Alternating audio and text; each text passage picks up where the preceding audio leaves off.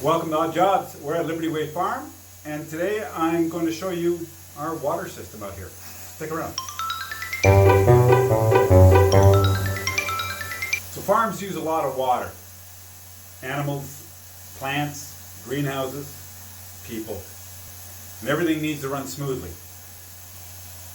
So down here in the pump house is the control center for all the water distribution for the farm.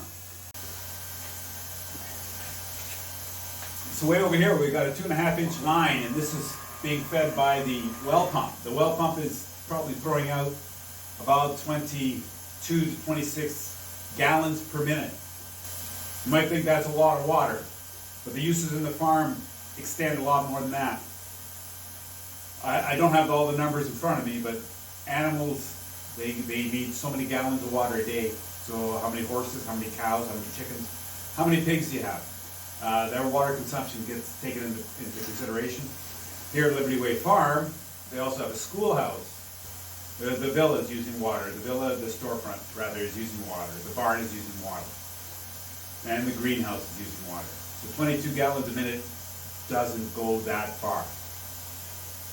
So the water comes in, we get it pressurized. And once it's pressurized, then we're going to divert it. And here we're diverting it into two main causes, a treated and an untreated water.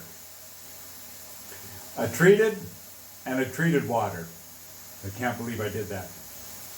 The treated water is what's going to be used for the schoolhouse, the villa, the farm animals. The untreated water is going to be used for irrigation and for the greenhouse, but only with mature plants. Seedlings are going to get treated water. Now these are the challenges that we have to overcome here. So the people at London Pump in southwestern Ontario have come up with a plan, and their plan utilizes hydrogen peroxide. Now we all know hydrogen peroxide as a disinfectant. We use it around the house, we use it medically, and we disinfect a lot of stuff with it. Most times when you're buying hydrogen peroxide for home use, it's about 3 or 5% in concentration level. The hydrogen peroxide that we're going to be using here on this injection system is a 35% hydrogen peroxide, which means it's corrosive. So when you're handling this stuff, we need to handle it with rubber gloves, face shields, and any other protective equipment that you can imagine. Spills on your skin will burn, and they will continue to burn even after you've washed it once or twice. So precaution is very important. The hydrogen peroxide injection systems are used to eliminate the sulfur smell that comes from contaminated water or well water, which is laced with the kind of sulfur, whatever. Basically what this does is it neutralizes the sulfur, and then the sulfur gets captured in filtration systems. This systolic pump has been programmed to allow a certain volume of hydrogen peroxide into the water depending on the flow rate of the water. So for every gallon of water that passes, a certain amount of hydrogen peroxide is injected into the water. It's held into this massive tank. And while it's sitting there, it gases off through this breather,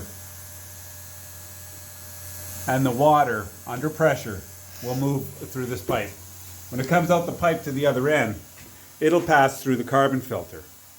The carbon filter is programmed to automatically backwash periodically in order to keep the filters clean. And once it's gone through the carbon filter, then it goes into the water softener unit. This system will detect the hardness of the water and apply the salt as required to soften the water. The water that exits the water softener returns back over here and goes through this sediment filter and then continues on to the ultraviolet filter. The little light through here is indicating that the filter is operational. It also has a countdown on it, and it will alarm, reminding us to change the light element.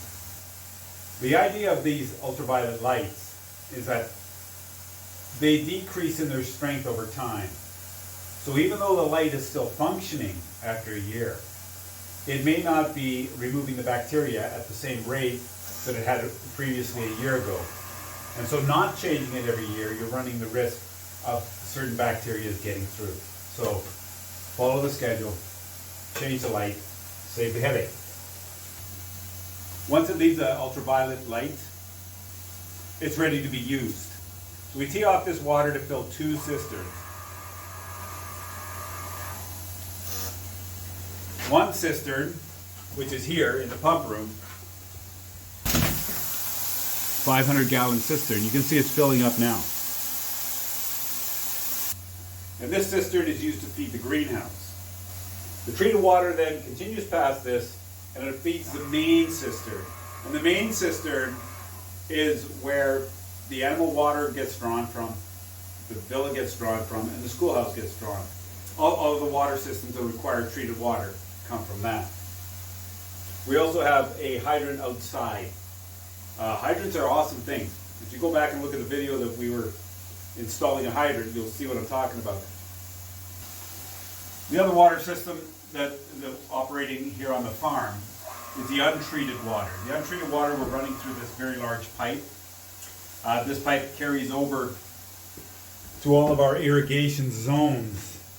And the irrigation zones are what we use to water all the fields. So 1, 2, 3 active zones, and these are all controlled and monitored out on the field.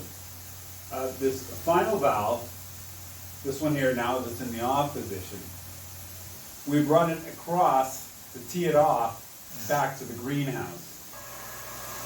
Because under some conditions, you don't need treated water. And then we can just run untreated water instead. So the cistern here inside the pump room is 500 gallons.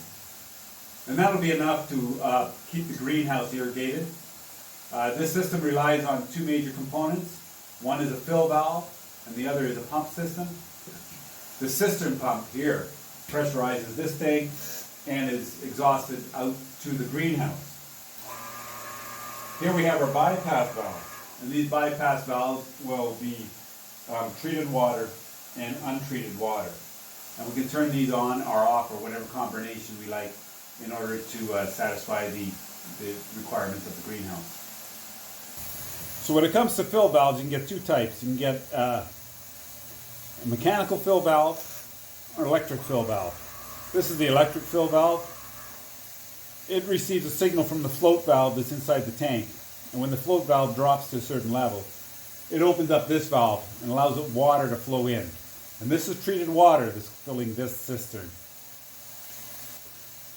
When the cistern is full, the float valve cuts the electricity to this valve and the valve closes. It's a pretty good system. And it's been running very well.